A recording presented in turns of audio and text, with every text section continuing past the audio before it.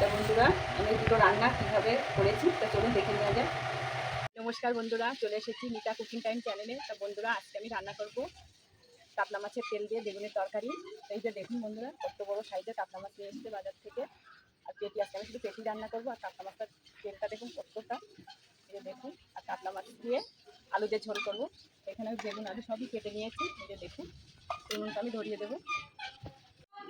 তেলটা দিয়ে দিয়েছি, গরম হয়ে গেছে। মাছগুলো ভেজে নেব, কাতলা মাছ।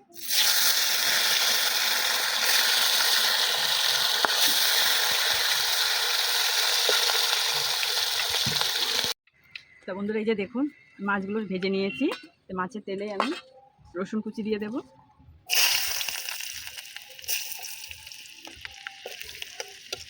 পেঁয়াজ কুচি দিয়ে দেব, লঙ্কা কুচি। একটু ভালো করে ভেজে নিতে হবে, লাল করে। বেশি তেল আমি দেবো না, যেহেতু আমি কাতলা মাছের তেল দিয়ে বেগুনটা করবো। এই অল্প তেলেই আমি আলুগুলো ভেজে নেব। এটা প্রচণ্ড কিন্তু গরম পড়েছে। এদিকে বৃষ্টি হচ্ছে, আবার এদিকে গরমও পড়ছে, ভাদ্র মাসের গরম।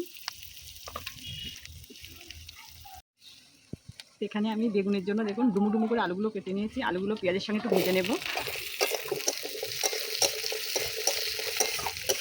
এখানে আমি একটু লঙ্কার গুঁড়ো দিয়ে দেবো, মাছের তেলটা দিয়ে দেবো।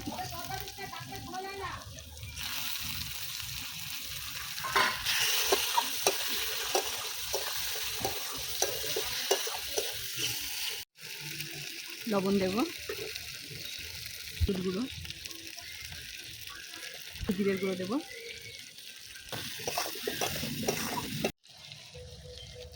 বেগুন দিয়ে দেবো কেটে রাখা।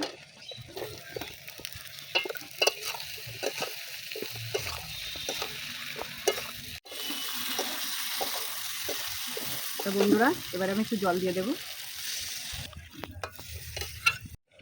তা বন্ধুরা, এখানে বেগুনের তরকারিটা হতে হতে আমি এখানে কাতলা মাছের ঝোলের জন্য মশলা করে নেবো। এখানে লঙ্কা দেবো, কাঁচা লঙ্কা, রসুন, আদা, আর এখানে জিরে বেটে নেবো।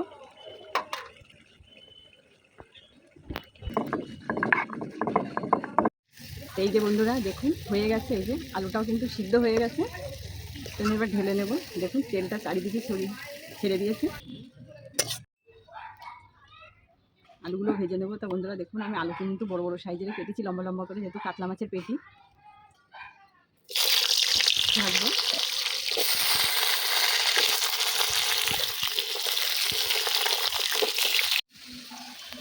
তো এই যে বন্ধুরা দেখুন, আলুগুলো আমি লাল করে ভেজে নিয়েছি, তুলে নেব। একটু তেল দিয়ে দেবো, জিরে ফোড়ন দিয়ে দেবো। টমেটোগুলো একটু ভেজে নেব।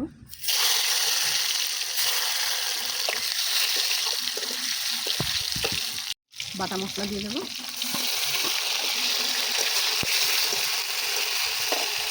এবার আমি মাছ দিয়ে দেবো। আলুটা কিন্তু সিদ্ধ হয়ে গেছে বন্ধুরা। এখানে আমি বাটা গরম মশলা দিয়ে দেবো। তরকারিটা কিন্তু হয়েই এসছে। প্রথমে আমি তেলটা দিয়ে খেয়ে দেখি মাছের তেলটা দিয়ে কেমন হয়েছে।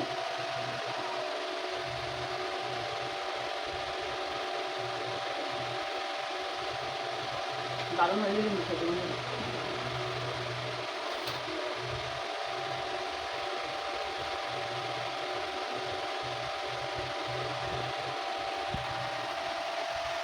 মাছের ঝোলটাও কিন্তু বন্ধুরা দারুণ হয়েছে। খুব অল্প মশলা দিয়ে আমি রান্না করেছি।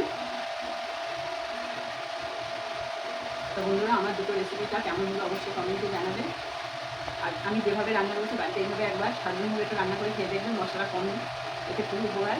আর যদি ভিডিওটি ভালো লাগে অবশ্যই সাবস্ক্রাইব ও শেয়ার করবে। আর নতুন ভিডিও অবশ্যই পাশে থাকবে।